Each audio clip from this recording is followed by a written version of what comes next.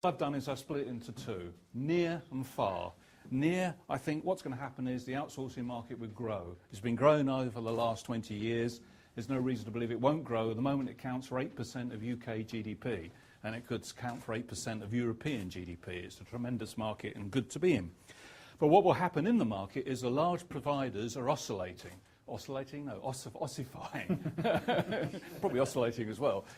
Mainly because they can't react like a supertanker.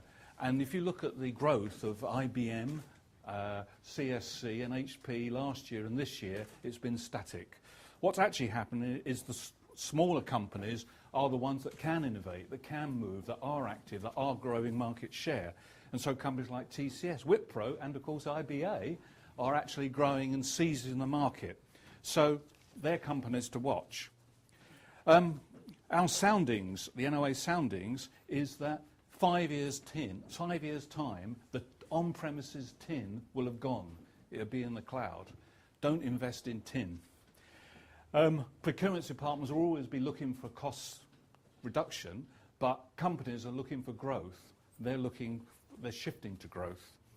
And the reason for this growth is over the last 4 years they haven't invested. They need to modernise their software, move into the cloud perhaps.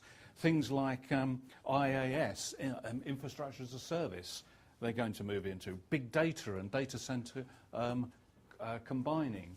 Virtualisation, industrialisation, all these things need to be done in the near term. So that's good for us, Colin, IT people or even outsourcing people. And of course there's going to be a great amount of customer automation. So ITO will grow, 20 years of ITO. BPO will grow even more. It's a much larger market, especially the lines of business sales of BPO. So this means change, and individual managers like yourselves, as I think Colin suggests, have got to take this into your hands. Maybe right now you can't become a chief integration or business integration manager, but you can look to producing outcomes for your business. So you should look to produce business outcomes, communications outcomes, as I said earlier, relationship outcomes. They're key. And the most important outcome, of course, is your career outcomes. You should be looking at that.